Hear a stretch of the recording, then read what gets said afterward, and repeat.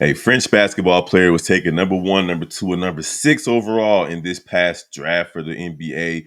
But unfortunately for them, the adjustment to the league is going to be a little bit different than it was for Victor Wembanyama.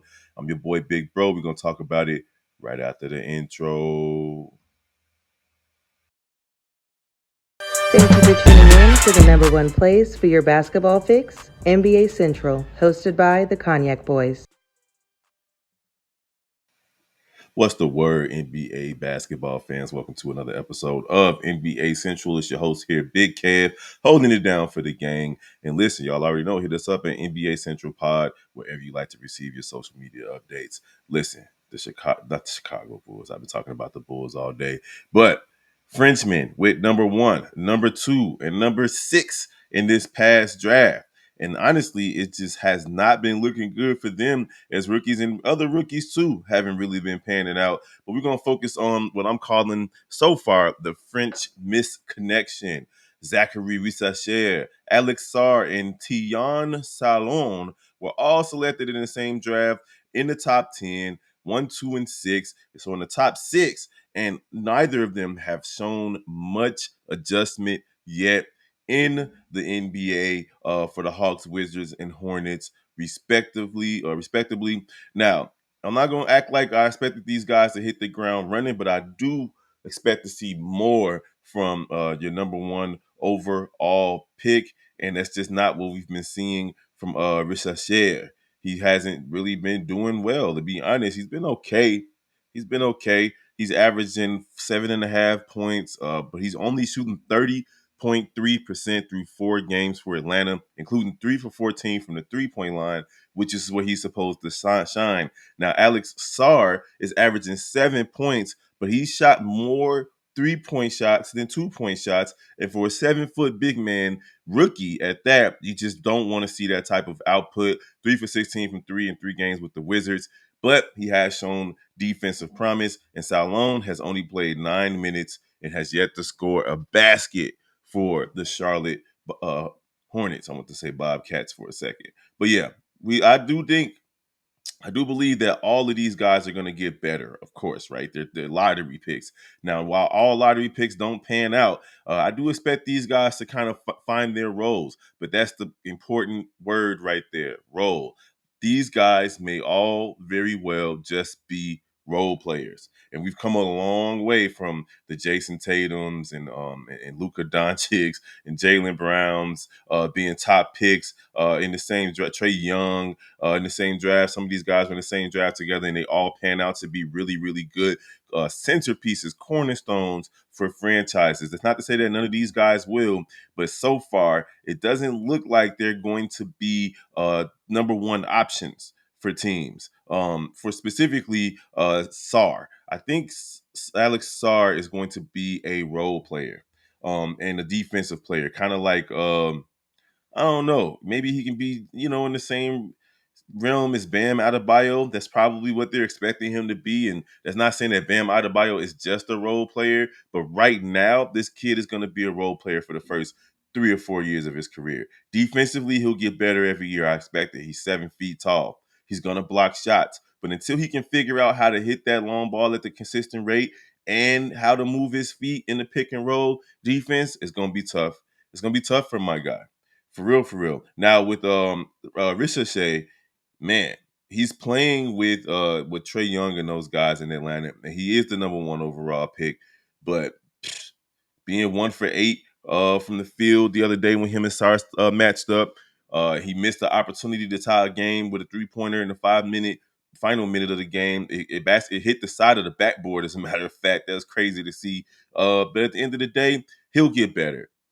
Salaun is the biggest of the guys. He's 6'8", 200 and I said 600, 204 pounds or so. So as he gets older and bigger, he'll be able to become a fixture in this league. But all three of these guys right now have me thinking that at the end of the season, when it comes down to who you're going to give the rookie of the year to, it's going to be like, oh man, somebody got to win it. It reminds me of that Malcolm Brogdon year when he won it for the Milwaukee Bucks. these guys are having an adjustment problem.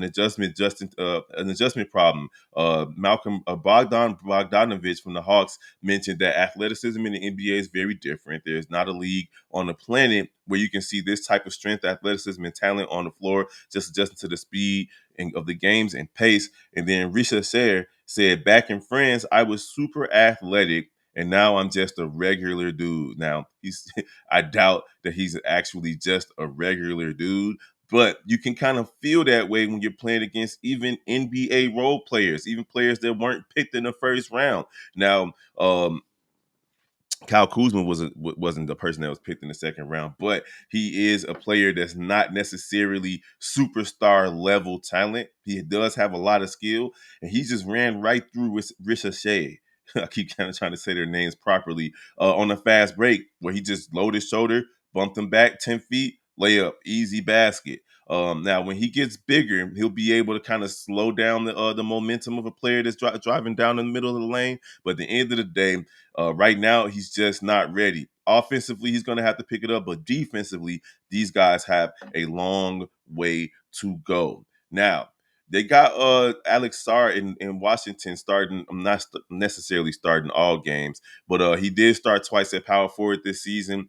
But like I said earlier, he's shooting more 3 pointers than 2 pointers. And right now, that's not a good look for somebody who's 7 feet tall. I know that that's kind of like the wave of the NBA is to just spam threes and chuck threes up. But if you want to become a fixture on this team for the Washington Wizards and maybe for another team in the future, you have to get good around the basket and in the mid-range category. There was a stretch where he missed like 3 or 4 layups right at the basket in the same possession at 7 feet tall. Just not putting the ball in the basket is not a good look. Now, he does get blocks and he can push the ball up the court. So I expect him to get better. And he might even be better than the player that went right before him at number one in Risacher.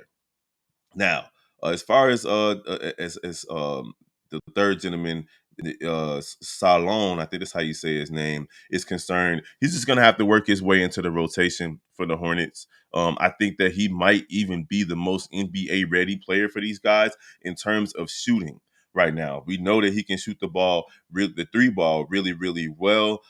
He took 37 3 pointers in 140 minutes in the preseason, but he only took one so far this season and missed that one. But once he starts getting consistent minutes, I expect him to be the one to maybe end up in the rookie of the year conversation and perhaps even take over as the rookie of the year favorite if he can get some minutes, because we know that he can shoot the three ball really, really well. And all three of these guys have range. But again, when you playing in the NBA and you got to go play defense on one end against big, strong guys that have no regard for where you were drafted. In fact, they're expecting you to you got a target on your back, frankly, because not only were you drafted in the lottery, but you're not even from America.